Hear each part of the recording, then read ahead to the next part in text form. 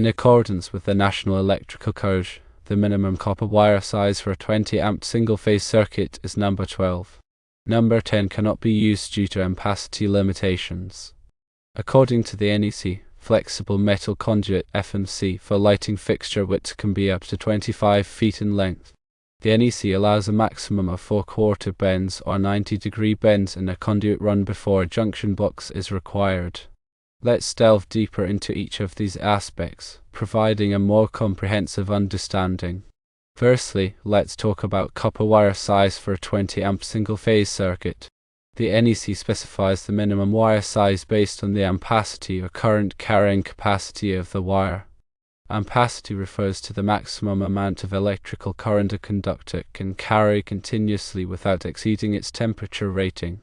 For a 20-amp circuit, the NEC mandates that you use at least a number 12 copper wire. This is because a number 12 copper wire has a sufficient ampacity to safely handle 20 amps of continuous current.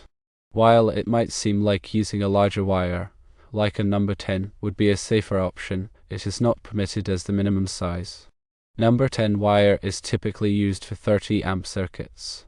The NEC Table 310.15b16 provides ampacity ratings for various wire sizes based on insulation type and temperature rating. It is crucial to consult this table to ensure you're using the correct wire size for your specific application. Secondly, let's examine the flexible metal conduit or FMC length for lighting fixture whips. FMC is a flexible type of conduit used to protect electrical conductors in various applications.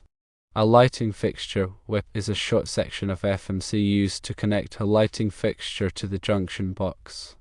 The NEC allows for a maximum length of 25 feet for FMC used in lighting fixture whips.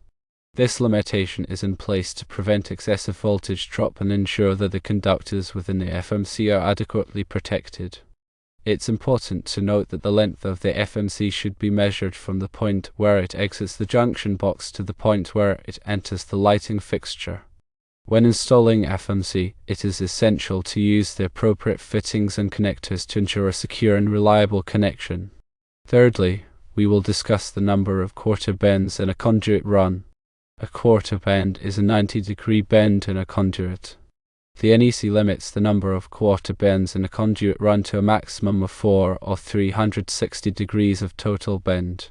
This limitation is in place to prevent excessive pulling force on the conductors when they are being installed. Excessive pulling force can damage the insulation of the conductors, leading to electrical shorts and other problems. When a conduit run exceeds 4/4 bends, a junction box must be installed to provide access to the conductors and allow for easier pulling. The junction box should be sized appropriately to accommodate the number and size of conductors being installed. In addition to the number of bends, the NEC also specifies the minimum bending radius for conduits. The bending radius is the radius of the curve of the bend. The minimum bending radius is determined by the size and type of conduit being used. It is important to use the proper bending equipment and techniques to ensure that the conduit is not damaged during bending. Damaged conduit can compromise the protection of the conductors and create safety hazards. To further clarify these concepts, let's consider some practical examples. Example number 1: wire size. Suppose you are installing a new 20-amp circuit to power a series of receptacles in an office. According to the NEC, you must use at least a number 12 copper wire for this circuit. You should also consult Table 310.15b16 to ensure that the wire you are using has the appropriate ampacity rating for the specific conditions of the installation. Example number 2: flexible metal conduit length. Imagine you are installing a new lighting fixture in a commercial building. You are using FMC to connect the lighting fixture to the junction box. The length of the FMC should not exceed 25 feet. If the distance between the junction box and the lighting fixture is greater than 25 feet, you will need to install an additional junction box closer to the lighting fixture. Example number 3: number of quarter bends in conduit. Let's say you are installing a conduit run to supply power to a piece of equipment. The conduit run has 3 90-degree bends and 1 additional 90-degree bend.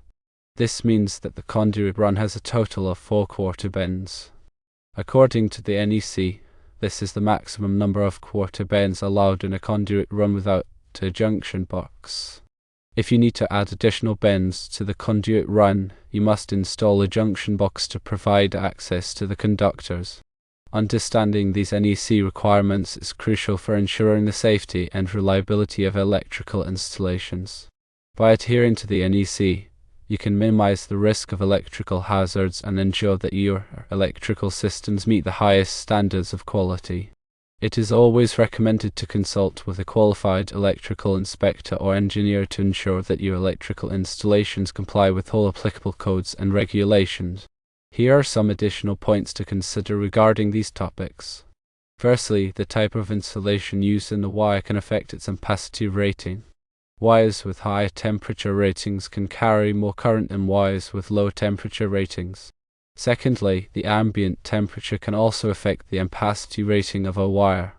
Wires installed in hot environments will have a lower ampacity rating than wires installed in cool environments. Thirdly, the length of a conduit run can affect the voltage drop in the circuit. Longer conduit runs will result in greater voltage drop. Fourthly, the material of the conduit can affect its ability to dissipate heat. Metal conduits will dissipate heat more effectively than non-metal conduits.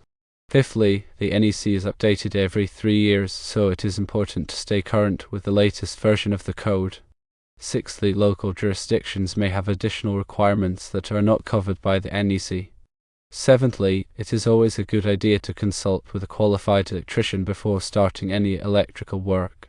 They can help you to ensure that your work is done safely and in accordance with all applicable codes and regulations. Eighthly, proper grounding and bonding are essential for electrical safety. Grounding provides a path for fault current to flow back to the source, while bonding connects all metal parts of the electrical system together to create a low impedance path for fault current. Ninthly, arc fault circuit interrupters of size are designed to protect against arc faults, which are a common cause of electrical fires. ICIs should be installed in all branch circuits that supply power to dwelling units. Tenthly, ground fault circuit interrupters, GFCIs, are designed to protect against ground faults, which can cause electric shock. GFCIs should be installed in all wet locations, such as bathrooms, kitchens, and outdoor areas. 11th, surge protectors are designed to protect electronic equipment from voltage surges, which can damage sensitive components. Surge protectors should be installed at the service entrance and at individual electronic devices. 12th, smoke detectors are designed to alert occupants of a fire. Smoke detectors should be installed in every sleeping room and on every level of a dwelling unit. 13th, carbon monoxide detectors are designed to alert occupants of the presence of carbon monoxide, a deadly odorless gas. Carbon monoxide detectors should be installed on every level of a dwelling unit, especially near sleeping areas. 14th, electrical safety is everyone's responsibility. By following these guidelines, you can help to ensure that your home and workplace are safe from electrical hazards. 15th, regular inspections of your electrical system can help to identify potential problems before they become serious. 16th, if you are not comfortable working with electricity, it is best to hire a qualified electrician to do the work for you. 17th, never work on electrical equipment while it is energized. Always turn off the power at the circuit breaker before working on any electrical equipment. 18th, use properly insulated tools when working with electricity. 19th, wear appropriate personal protective equipment, PPE, such as safety glasses and gloves when working with electricity. 20th, be aware of your surroundings and avoid contact with energized electrical equipment. 21st, if you see something that looks unsafe, report it to a qualified electrician or your supervisor.